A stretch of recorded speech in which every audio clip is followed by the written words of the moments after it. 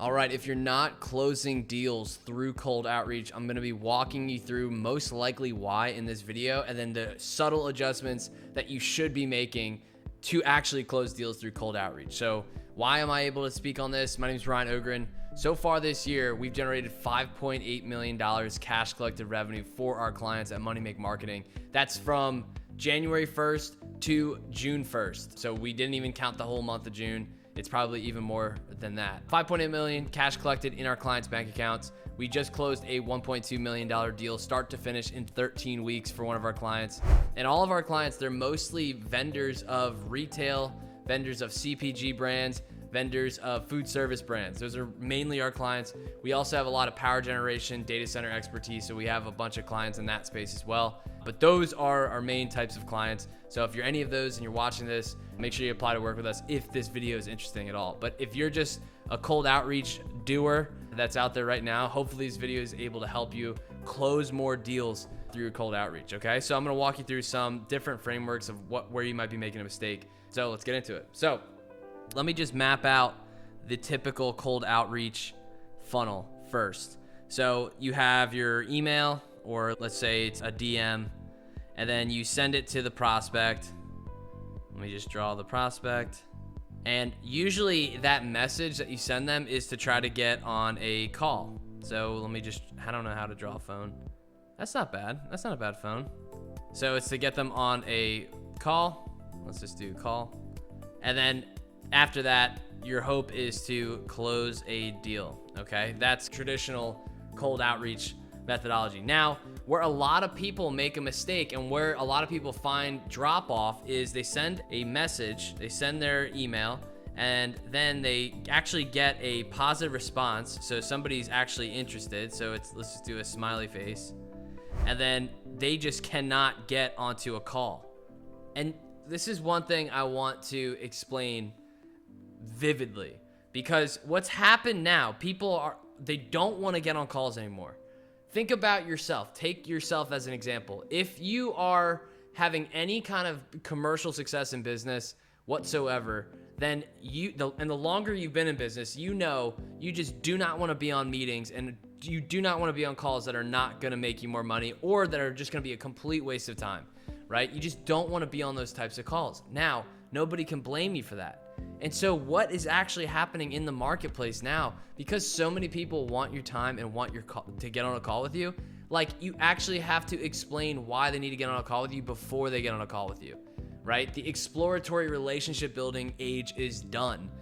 They will do that once you show them that you are actually of value and you're worth building a relationship with, okay? So the reason why it's so hard for you to get on a call is because you have not shown them why you should be on a call with them. So, critical mistake, you have not shown them why they need to meet with you. And I say shown, but explain. They can't very clearly understand why. And if you go back and you can feed AI all of the actual messages, and I actually recommend you do this because it's probably a good exercise for you anyways. You send all the messages that you currently, your outreach message, and then the actual booked call, like the message that got the call booked, you will see that person, when they came onto the call, they actually had a reason to meet with you. They understood that there was a very clear reason, and they knew exactly why they wanted to meet with you. That is usually how it is. And now, let me backtrack. If you're selling to like B2C, business to consumer, or small B2B, you might be able to get away with this. But big deals, like I said, $1.2 million in 12 months, and that's not even close to the largest deal that we've closed. I can't even talk about some of the biggest deals that we've done just with NDAs. So when I'm talking about, we need to be able to explain and solve this mistake, okay? So this mistake. So we have to be able to explain why they need to get on a call with us. So what we like to do, our funnel, my favorite funnel, especially when we're targeting like enterprise brands that are worth doing business with, email, we go and we actually will split test different emails here. So we'll get different shots on goal for every single prospect, but then we get a positive response. So let's just draw a smiley face on their face. So we get our positive response. Before getting them onto a call, we are sending them a lead magnet. We're sending them literally why they should get on a call with us right now. We are explaining it to them. Now, you can send them a PDF. You could send them a an email, you can send them a video. That's one of my favorites. The video pitch right here, when you actually send it to them to get them on a call, it works really well because one, they know exactly, like they can put a human tone to it. And in the age of AI, everyone's trying to automate everything. Things that you can automate lose their value. And so what we're trying to do is win that person over. I think this is another thing that a lot of people mistake. So if we optimize for our own effectiveness and we're trying to save our own selves from the amount of work that we need to do, but we're not careful about the effect on the relationship of our dream prospect, we're gonna lose those deals. So don't just willy-nilly automate things without split testing them first. Because the second that this prospect smells that your video pitch was AI, you are toast. It's not gonna work because half of the video pitch effectiveness is because, wow, this person literally spent their time putting together a video, and I know that there is no way an AI could do that. So that is part of this, okay? Now, you can do an email, you could do a PDF, you could do a video, one of my favorites. You could do a landing page, you can do whatever. The key though is you have to answer the question of why they need to meet with you now. Best way to do this is by tying their current state. So researching their current state and then tying them to your capabilities.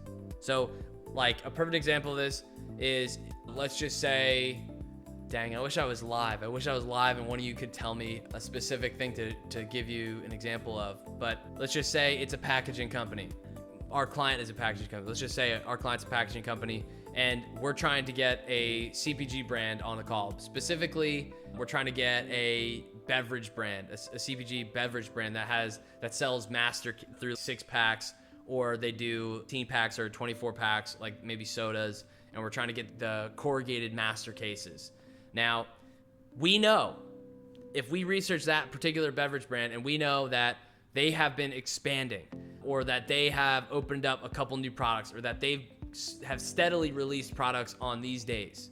If we know those particular things about the brand, or that they just acquired another brand, or that we know that they had a good quarter or that they had a bad quarter, we know all these different things about them. We'd research that brand to figure out like all these different things, and then we just tie them to our capabilities and how they support them. That is literally the definition of explaining why they need to get on a call with you right now. Okay? This is the thing why people pay us money, okay? Because of our ability to research, figure out like what our angles are into that business, and then create the angles off of the capabilities that our clients give us and just create an opportunity from nothing. That is why people come to work with us to begin with. So it's not an easy skill. I actually sit here trying to figure this out with AI. And one of the things I actually am kind of pissed about is AI still hasn't figured this part out. It just doesn't see the angles and like the business side of things the way I want it to. And maybe eventually it'll catch on to like our AI, but you guys aren't gonna have access to that data unless you become a client of ours. So anyways, just to explain it again, we email them, we get a positive response. Now we need to explain why they need to get on a call, right? They're never say never. We've been able to book calls immediately off of that first video or that first positive response. You can still do that. And I'll explain that next part here in a second because it is worth mentioning. But then if you go after that, you need to explain why they need to get on a call with you. Email, PDF, video, landing page.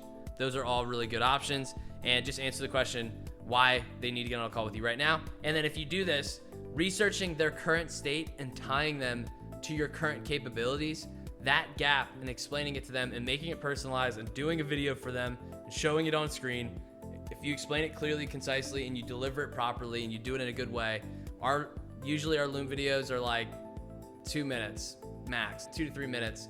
We want to talk about social proof. We want to get everything that we can in there. If you put that in there, you will book calls, and you will see that when these people get on a call with you, that they are ready to do a deal and they're extremely warm, and they're actually very grateful that you took the time to show what you could do for them because it's respecting them, okay? So now, if we're going back to our scenario, now we're getting on a call. So let me just draw my phone. So now we're on a call with them. This call is now warm. It's not cold. They're not asking you all these questions about your capabilities. They're telling you about their problems. It's like a very productive call. It's something that can actually move forward because you already got all the crap out of the way. Not crap, but you just got all the basic introductions out of the way. What's your social proof? What are your other clients? Who have you worked with? Tell me about your company. What's your company history? What kind of capabilities do you have? Just explain all of that. And we do that in the video pitch. We're able to get them that information in the video pitch. So then now that call, they're like, yeah, we first off really appreciate you sending that over. It was really inspired. It was really great. And we actually really loved it. And it was definitely useful. And a lot of our video pitches, they get 10 to 15 views on them, meaning it's something they just send around to their team. So if you want to have something that just gets buy-in much quicker and stands out from everyone else, it's a video pitch. It's a video pitch. And so I can't tell you how many times we've closed deals and we had 15, 16, even 20, 25 views on a video pitch. It's banana lands. But once again, I've told you, massive deals. That's like the entire procurement department. I'm telling you. Then you have your warm conversation. It's very productive. Boom. After that's when you can expect your deals to close. Okay. So now we're actually optimizing for that throughput. We're not just trying to get a million booked calls that are just not going to go anywhere. So that's that. Now, I wanted to explain this to you guys as well because the marketplace it's a fraction, okay? So let's just do a marketplace drawing. This is any kind of marketplace at any time. This is the way I see it. So you have, let's just do this. So I'm gonna go 3 sections. So we have ready now, ready soon, not ready, okay?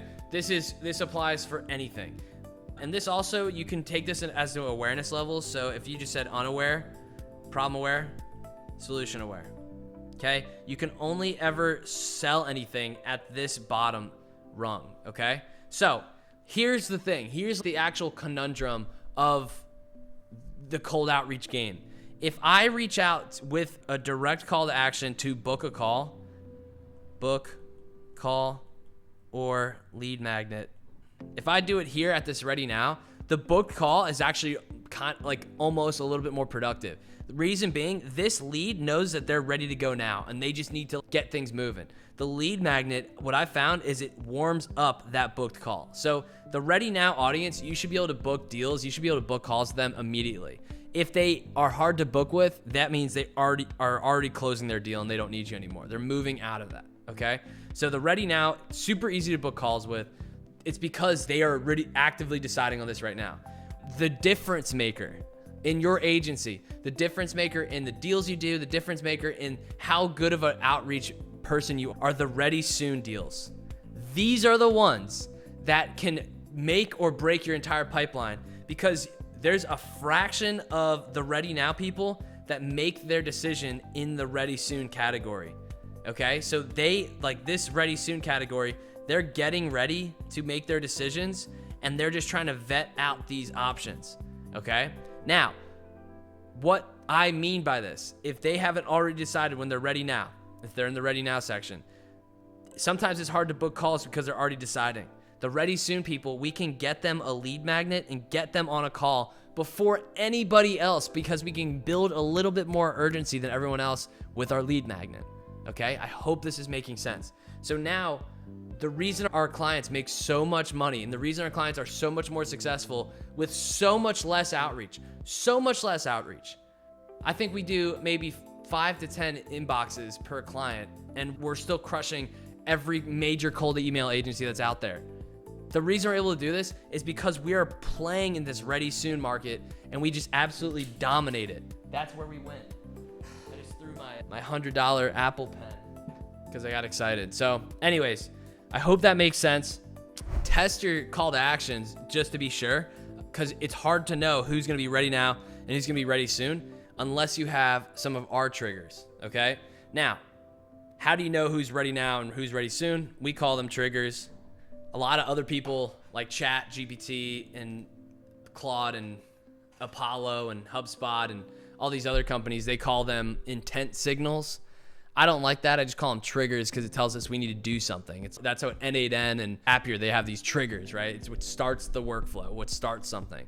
So these triggers that we like to use, especially for CPG brands, food service brands, retail brands, one of the best triggers that you can do is by scraping their website, scrape website, but scrape it now and then every single 6-month interval in the past, or even every month of the last year, and just look at all the changes.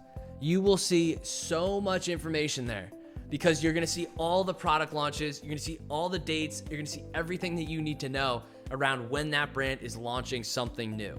And you can figure out all this with AI, and you could just have some kind of AI agent just go out there and do this for you. Now, ChatGPT and Claude, like, you actually need to have somebody that has some chops with APIs and external tools and Claude code. But if you can go out there and start scraping these websites, understanding how to get the later versions of the websites, and once you do that, you can start to map their actual product launches, and you can start to see everything on that side. You're gonna truly understand their product launch dates. And if you learn their product launch dates, you know when you can come in there and offer them a master case. You know when you can come in them and they're gonna need some new marketing material or print materials. You know if they announce that they're gonna be expanding 100 new locations this year, that their entire supply chain is gonna be maxed out, right? So scrape website, but past versions.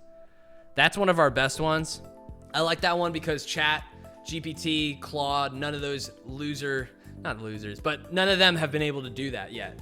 Now, that's not saying once I publish this video that they're not gonna be able to do it, but that's one of the things that why we're so much better than all these other basic tools. The HubSpot agent's not doing that. Another interesting thing that we've been able to do, the decision makers and the job titles, that's great, but also past job titles that have ever been published by that company, because that also tells us what they did in the past. That's a good trigger. And then we like to do the anti-triggers. So once we know when they launch their products, 6 months before it, 7 months before it, that's their red zone. That's when we're really hot on that particular lead. And then there's other things too. It doesn't have to necessarily be a trigger. It could be if they posted something online, or a perfect example of this, we have a flexible packaging client, and we saw a brand in a YouTube short that had a ripped flexible packaging thing. And we literally saw that, and that was our trigger, and that was our way in. So there's a million different triggers that you can use, and the more creative you can get with this, the better you're gonna be. And to get creative with this, you need to get good with AI, and you need to have a team that understands how to use AI to make money. So if you're interested in working with us and you wanna know what your triggers are gonna be, apply to work with us. I will walk you through, after I understand who you wanna go after a little bit more and your capabilities, I will literally explain the triggers that we think we can use for you, and then we'll test it out on the call together, and if it works, we'll let it rip. So hopefully that's a good enough thing to interest you. But if not, make sure you comment, subscribe. I'm growing this channel, so share it with your friends if you want. And yeah, get me past, I think I'm at like 12 subscribers at this point of recording it. And this was like my, I don't know which one it was, 4th video this week. So let's just keep posting, and hopefully you guys like it. All right, Ryan Ogren, see ya.